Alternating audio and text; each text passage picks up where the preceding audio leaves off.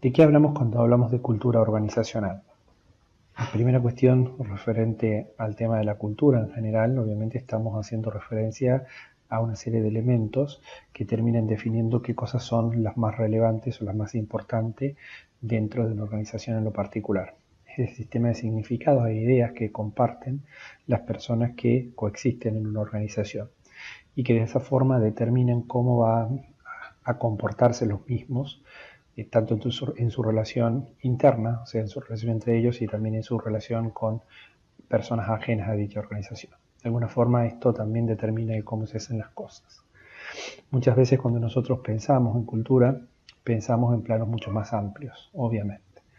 Dicho de esta forma o planteado de esta manera, una definición que nos parece que puede presentar mejor el aspecto de la cultura nos remite a esta idea de que cultura es el conjunto de valores, creencias y hábitos que son compartidos por los integrantes de una organización determinada. Como había señalado, aspecto que vamos a volver un poco más adelante cuando veamos la cultura vista como un mosaico, podríamos entender que este conjunto de valores, creencias y hábitos no solo se aplican al ámbito organizacional que puntualmente es el que nos interesa, sino también a ámbitos de otras características. Si nosotros pensáramos, por ejemplo, en un país hay una cultura argentina, si pensáramos dentro de Argentina y dividimos nuestro país en provincias, hay una cultura tucumana, una cultura de Santiago, una cultura cordobesa. Son elementos, valores, creencias y hábitos compartidos que nos hacen similares a los tucumanos entre sí, pero diferentes a los cordobeses y diferentes a la gente, no sé, a los pampeanos, ¿sí? A su vez hay un ADN común que está vinculado con todos los argentinos que nos dan unas ciertas características. Entonces, cultura para nosotros es ese conjunto de valores, creencias y hábitos compartidos. Lo que pasa que en este caso en particular, en lugar de ponerlo en un plano de carácter geográfico o de carácter regional, lo ponemos en el ámbito de una organización determinada, pudiendo ser esta organización una organización de carácter público o bien una organización de carácter privado o las organizaciones de la sociedad civil, que son la denominación que últimamente se le ha dado de determinar a las organizaciones no gubernamentales que nosotros habíamos visto en nuestra primera unidad. Ahora, ¿por qué es importante para nosotros en lo particular esto de la cultura organizacional? Porque de alguna forma ese conjunto, regreso un instante atrás, de valores, creencias y hábitos compartidos que nosotros tenemos va a condicionar el accionar de la organización, como vimos al principio, porque de alguna forma impacta en el desarrollo de su estrategia. Es así como hay muchos estudios que buscan tratar de determinar cuál es la influencia de la cultura en los resultados. En la década del 80 del siglo pasado, en Estados Unidos, los autores, Peter y Waterman, estaban muy preocupados por ver si podían encontrar una serie de denominadores comunes que explicaran el éxito de determinadas organizaciones. E hicieron un relevamiento en Estados Unidos sobre organizaciones de todo tipo y tamaño, y encontraron una serie de factores comunes que explicaban su éxito, y todos estos factores comunes claramente eran factores de carácter cultural. Así nació un bestseller muy importante en el mundo de la administración, que es En busca de la excelencia, que mostraba cómo, por ejemplo, entre otras cosas, el hecho de poner a los clientes en primera instancia, el hecho de buscar tener estructuras simples y sencillas, el hecho de tener un liderazgo apropiado, entre muchas otras cosas, eran los elementos comunes que compartían todas las organizaciones de éxito. Es interesante destacar que a nivel de nuestro país, inspirado un poco en la obra de Peter y de Waterman, dos profesores de la Universidad de Buenos Aires, Alberto Levi y Alberto Vileschi, decidieron ver si esos valores de alguna forma o esas creencias, esos hábitos se repetían. En ese momento Argentina pasaba por una hiperinflación muy importante, entonces la economía nuestra estaba bastante convulsionada y complicada, y ellos dieron en llamar a su libro ¿Cómo hacen los que hacen? Bastante significativo el nombre, porque lo que mostraba era un poco esto que está puesto en el subtítulo, ¿no? ¿Cuáles eran las claves empresarias para que determinadas empresas triunfaran en una Argentina extremadamente compleja? ¿Cómo hacen los que hacen? Y bueno, ¿cómo hacen los que hacen? Básicamente mostraba que los valores culturales eran los mismos o eran muy similares a los que se podían encontrar en organizaciones en otras partes del planeta. Por eso es importante. A partir de esto, muchos otros autores han estudiado y han trabajado el tema. Uno de los autores que a nosotros más nos interesa poder resaltar y creemos que tiene uno de los aportes más significativos en la materia es Satya Jain, que presenta un modelo de tres niveles en formato de pirámide, pero de pirámide invertida. estos tres elementos que están acá detallados, digamos que son los artefactos, los valores expuestos y los valores subyacentes, lo que hace, y por eso es la idea de la pirámide invertida, es mostrar cómo están de pronto de una manera más visible, que serían los que están en la parte de la base de la pirámide, pero por otro lado son los que menos explican o que peor explican el comportamiento cultural de una organización, ¿sí? Dentro de los artefactos está todo lo que para nosotros es absolutamente visible. Hay elementos que incluso vamos a trabajar en unos instantes más en la misma clase, ¿no? Como el caso de la vestimenta o el caso del mobiliario o casos vinculados, no sé, elementos que nos distingan y nos diferencian respecto a otras organizaciones o que den algún sentido de identidad y pertenencia, como pueden ser los pines y otras cosas, ¿sí? Esas son cosas que podemos observar y que marcan un mensaje cultural, marcan una señal hacia adentro y hacia afuera, pero que no definen la cultura estrictamente. Después tenemos lo que Edgar Schein denominó o ha dado en llamar valores expuestos. Respecto a esto, acá hay un punto de correlación con elementos que hemos trabajado en el plano de la estrategia y de la planificación, que son precisamente los valores que se declaran a nivel organizacional. Ustedes recordarán que estaban estos tres, estos tres objetivos de carácter más estratégicos que podíamos encontrar en cualquier organización: misión, visión y valores, ¿sí? Este es un ejemplo del caso de los valores, por ejemplo, de la compañía Microsoft para la parte de Latinoamérica, donde, entre otras cosas, dice, bueno, ¿qué es lo que valoramos? Innovación, la diversidad, la inclusión, la responsabilidad social corporativa. Y define con suma claridad qué es lo que significa cada uno de estos elementos para esa compañía, ¿sí? Por ejemplo, en el caso de innovación dice, obtenga información sobre innovaciones de nuestra organización de investigaciones, ciencias computacionales, con más de 1000 investigaciones en nuestros laboratorios. Es uno de los más grandes del mundo. Bien, ahora, esta es una declaración de principios, sustentada claramente en este caso, pero más allá de eso, esa declaración de principios posteriormente, lo que las organizaciones buscan ver es si efectivamente eso se respalda con los actos concretos. Entonces, la mejor manera de ver si esos valores realmente están representando la cultura organizacional y si efectivamente esas declaraciones en el plano concreto se realizan. Dándole una vuelta más a este aspecto, podríamos preguntarnos, por lo tanto, de manera más precisa qué son los valores, y podríamos tener como tres grandes líneas de acción vinculado a esta definición. La primera de ellas es una cuestión, si se quiere, más de carácter conceptual. Cuando hablamos de valores hablamos de creencias relativamente permanentes acerca de lo que es bueno o de lo que no lo es, de lo que es apropiado o de lo que no lo es, ¿sí? Por ejemplo, la innovación en el caso anterior, dada por Microsoft, si efectivamente, además de ser un principio o un valor declarado, lo realizan, sería una creencia relativamente permanente de que eso es apropiado. Si no fuera apropiado, no veríamos innovación. Es de esperar esto en una organización de carácter que esté trabajando en un negocio vinculado al software, como es el caso de Microsoft. La segunda línea de que son los valores es una línea más vinculada con la acción. Aquí podemos señalar que cuando hablamos de valores, los valores son guías de acciones y comportamientos de los empleados en el cumplimiento de determinadas metas. Lo que nos dicen, bueno, es esto lo que debemos hacer. Por ejemplo, la cuestión vinculada con la diversidad o la inclusión, ¿sí? Esto de aceptar los puntos de vista de personas que sean diferentes a nosotros, diferentes en cuestiones de género, diferentes en cuestión de color de piel, diferentes en cuanto a los lugares de los cuales provienen. Bueno, esto es muy importante en la actualidad, poder encontrar organizaciones que le den más fuerza a estos valores vinculados a la diversidad. Y como tercer elemento respecto a qué son los valores, podemos hablar de qué forma la ideología que influye en las decisiones cotidianas, la ideología de la compañía, la ideología de la empresa, la ideología institucional, que obviamente va a influir en las decisiones cotidianas. Esto tiene una íntima relación con la primera parte que hemos señalado cuando decíamos cuáles son las cosas importantes para nosotros, cómo se hacen las cosas en este lugar.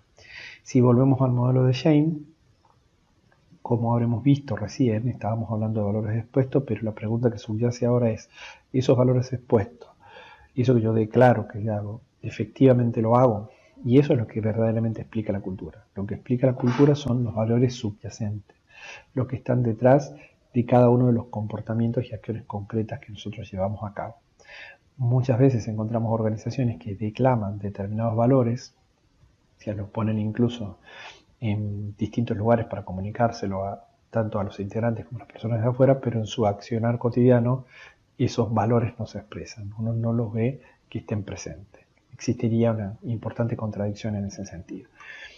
Por ejemplo, si alguien declarara que es importante la diversidad, pero dentro de la organización no se vieran manifestaciones concretas de que eso sea una línea de acción concreta en términos de acción. O sea, cada vez que alguien contradiga, no sé, al número uno, no lo tomaría en cuenta. Ahora, lo que sí nos interesa, porque en definitiva después sí vamos a tratar de emitir algún juicio de valor respecto a cuál podría ser una mejor definición de cultura o hacia dónde deberíamos ir, es que tenemos que tener presente que esos hábitos, esas creencias, esos valores se arraigan o se internalizan de manera diferente. Es así como llegamos a estos dos conceptos que son el de cultura fuerte y el de cultura débil. La fortaleza de una cultura está dada en el nivel de arraigo que tiene la misma dentro de cada una de las personas que integra. Dicho de otra forma, la cultura se da en las personas, de alguna forma. La cultura vendría a ser lo que es la personalidad para los individuos. Al darse en las personas, hablamos de cultura fuerte cuando los valores, creencias y hábitos son compartidos están más metidos en las personas y por lo tanto hay un nivel mayor de compromiso respecto a esos valores, creencias y hábitos.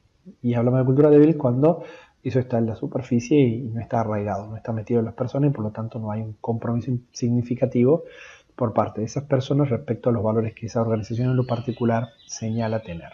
Bien, ¿cuáles son las características más relevantes de un caso y del otro?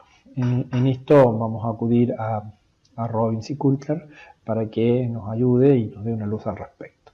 En el caso de la cultura fuerte, precisamente tiene una amplia, están ampliamente compartidos los valores. Esto quiere decir que están fuertemente arraigados hacia la definición básica que acabamos de señalar.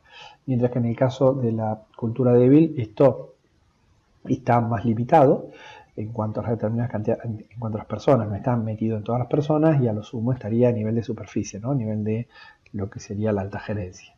Está en ello, pero no se ha transmitido.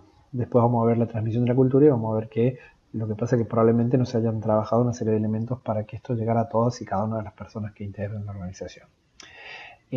Otra característica de la cultura fuerte es que comunica los mensajes de manera coherente sobre lo que efectivamente es importante, mientras que en el caso de la cultura débil hay cuestiones más bien de carácter contradictorio. Si digo una cosa, hago otra.